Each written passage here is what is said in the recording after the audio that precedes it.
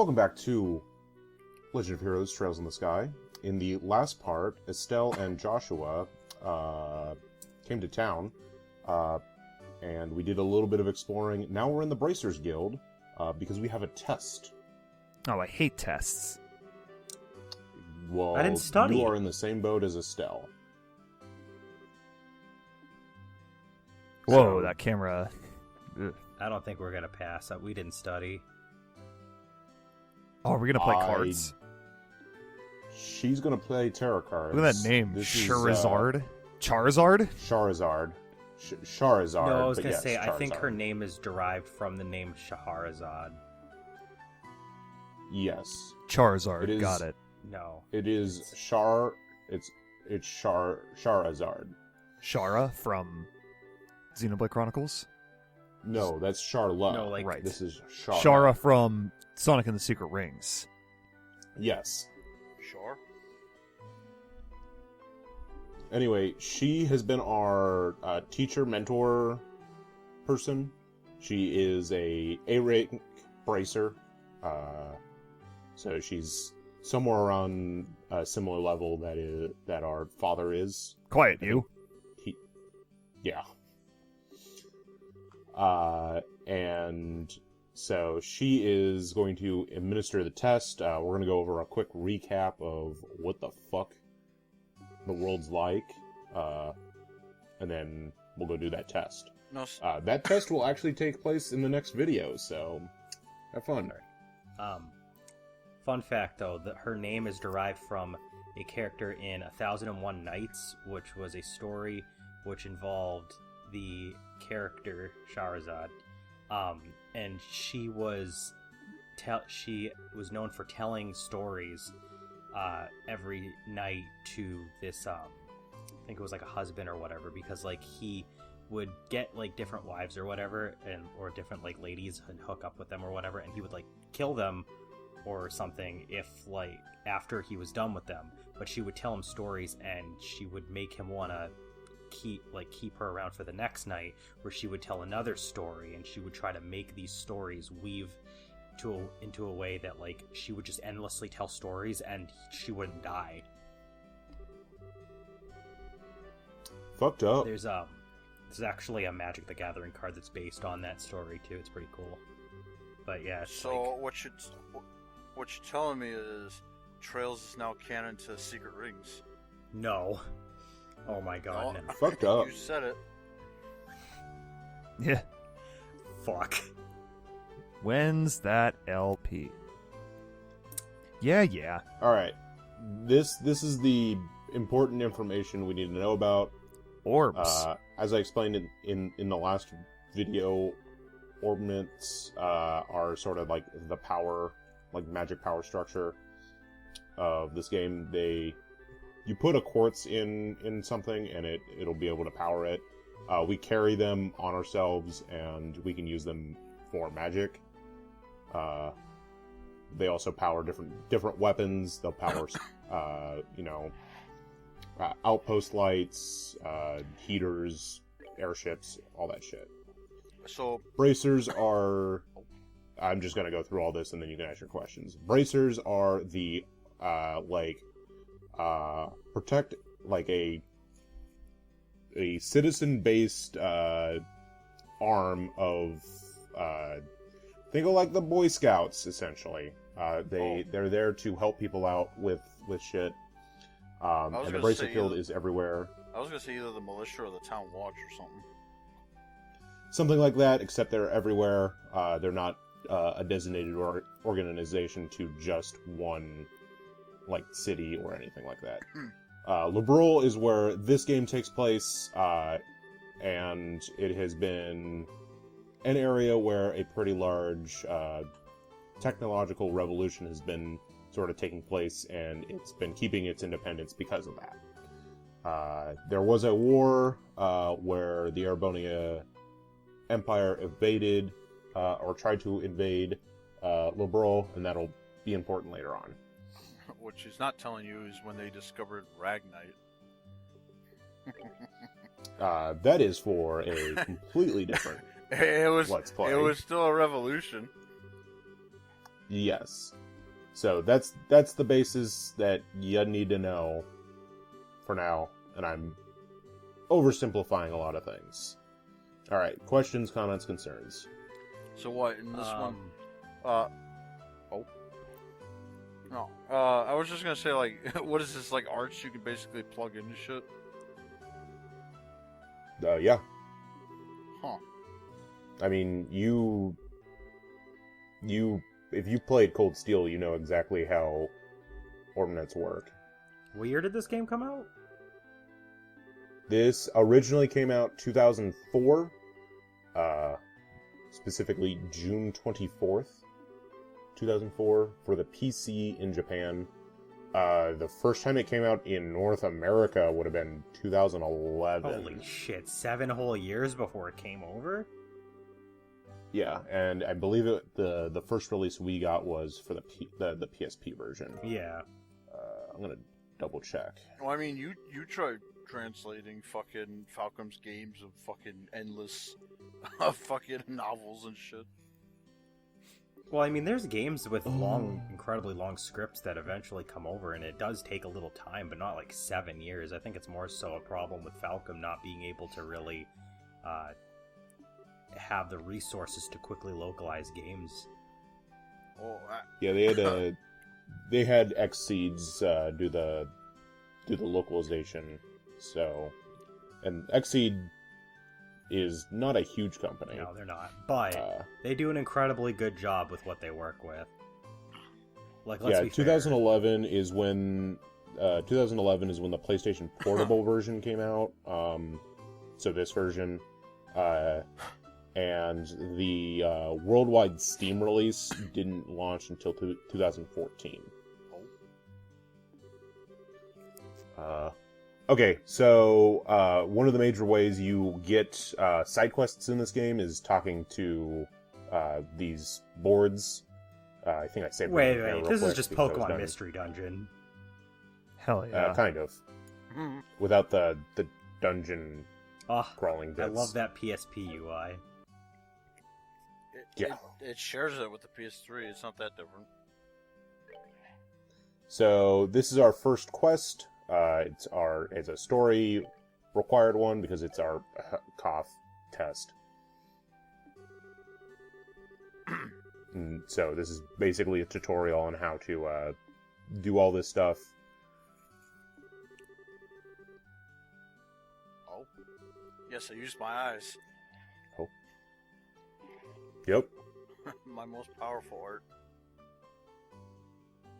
So you will have to, or not you will have to, something that happens is each character keeps a bracer notebook on hand, and they will fill it out as they go. If you ever need to check on what has happened, what is happening, what your current quests are, you can always refer to that. It also has a section for recipes, because their cooking is a big portion of this game. There's an enemy guide section that'll keep you informed on enemies. There's quite a bit of stuff going on there. Now we're going to go into the... we're actually going to set up our first ordinate for the characters. So we're going to get quartz to put into them. You know, I only just now thought about it, is the quartz system, I think, is basically the materia system. For the Final Fantasies, Well, yeah. It's very similar. Because, like, it's more like, you don't, like, necessarily get the art, like, you can't just, like, do it whenever you feel like it, like Final Fantasy, like, 6 or anything like that. It's more like you can only do it if you've actually got the quartz equipped to whatever accessory or weapon you got. Yeah. For those who remember our Arcrise Fantasia Let's Play and watch part of it, Who didn't? if you remember the magic system from that, where you actually had to put the orb into Tetris. the slot thing. Yeah. Well, not the weapon, but the actual, like, you had the... Oh, yeah, I remember that that. actual, like, circle with the orbs. It it's kind of similar to that, where you can augment it, and no characters have sort of like an expanding ornament. In this game, they have a set one where you will have certain slots that only certain types of arts or courts can go into, which means you're limited to some certain art styles. But the principle is the same, where you can expand it and you can put in the thing that you want. You can also craft courts, and monsters will drop the stuff we need in order to craft new ones. So you either ask him nicely or you beat him over the head for it. Yeah.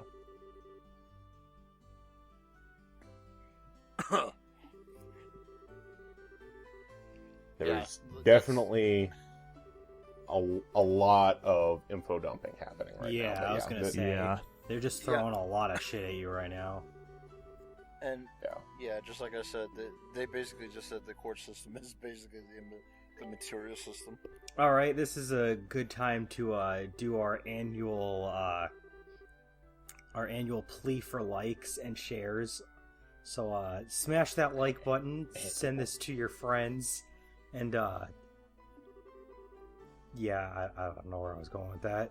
You have friends? I hear comments are good for the algorithm, so follow us on Twitter. What? Justin, you say that, but Cloud has more friends than all of us, probably. More real-life friends, at least. More real-life friends than all of us combined. I have a few. But does he like any of them? I like quite a lot of them. He likes one of them. just one. What about your friends? What about your friends too? No. So, now we can go talk to the other guy who's just been pacing back and forth.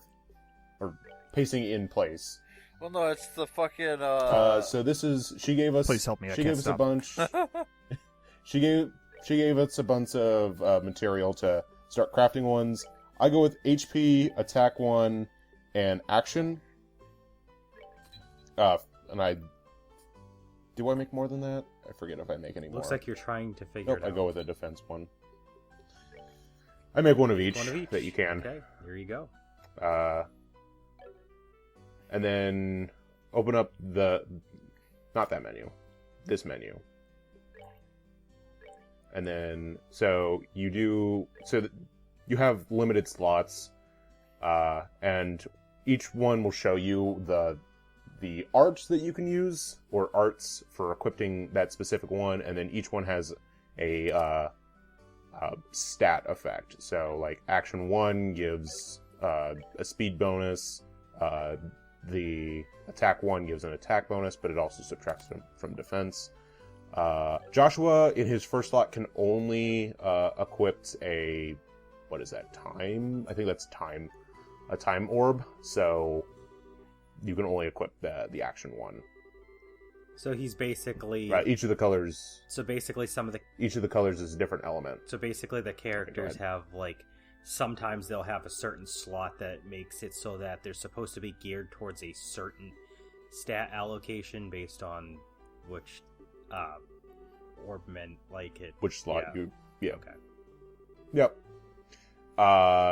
The future games go a little bit crazier into this, and you actually get a main quartz that you can equip.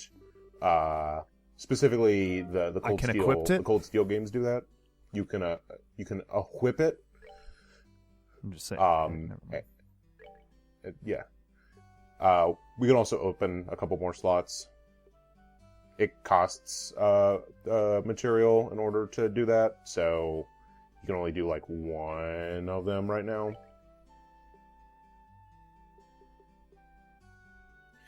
And then So time, you can see that he can equip, he has 2 slots that are time only, but then the other ones are alls. So he's going to have 2 that are dedicated to time quartz.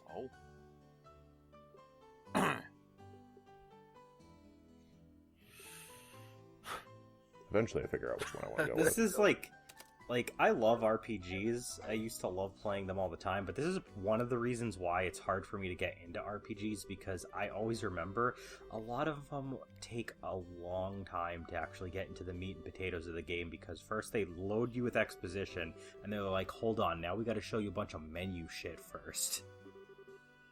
Oh yeah, no. The Trails in the Sky, specifically the first one, is really hard to get into just because of just how slow it is.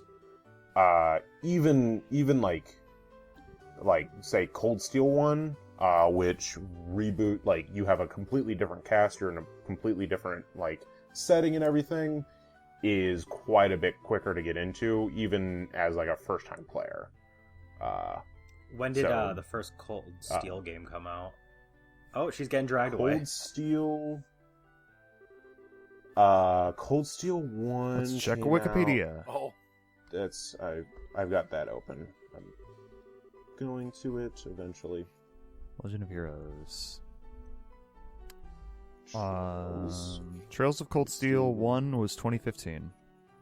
Or sorry, that was the English release. 2013. 2013 in Japan. So that's 2013 still in almost Japan. 10 years after this game, which means that they had 10 whole years of development experience, which not just improves the overall quality of the game, but it allows them to be better at pacing it out too.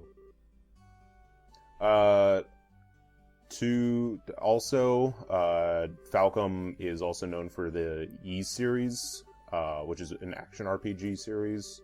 That has been going on since 86 or some shit. Jesus. That's a long time. So I mean, these guys are definitely they've been around the block as far as stuff goes. I want to know where that hole goes. Or did we just come out of that hole? That's the sewers. Ooh. oh, And Estelle is super pumped to head down into the sewers. And Hell yeah. Joshua does not look like he's very excited. Bow, bow, bow, bow. God, I'm pretty sure I mentioned it in the last part, but I love her smug.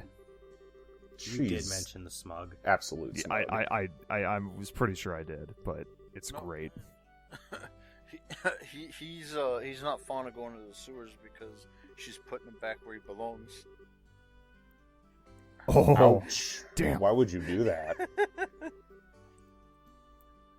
So, we can't fail this because if we flunk, we're going to go through hell as far as homework goes. Boo. So, let's pass this No, shit. see, I know how to pass a test without studying. It's called slipping something under the table. Oh, this is a practical exam. We're actually going to fight things with our bare knuckles and a staff. So we don't really. There was nothing we really needed to study for. Hey, we got the monster guide. Huzzah! Man, it would sure suck if we went in there and we didn't know what any of these monsters were. Let's see. When was the first Ys game? Actually, generally speaking, Ys 1 was 87. I was close. Generally speaking, most RPGs don't let you learn like the information you actually need about a monster until you've actually killed it, which means it's probably hammered your ass if it was particularly powerful, and only after you beat it will it tell you what it's weak against. Well, something you can do in these games is you can use like an information quartz, and that'll actually give you the information of someone early. Yeah, there's an achievement like that I think for Cold Steel. All right. Yeah, the Cold Steel games, you want to do that. Anyway, in part 3, we'll go into the sewers, and we will actually fight something. Finally. And hopefully we will start the prologue soon.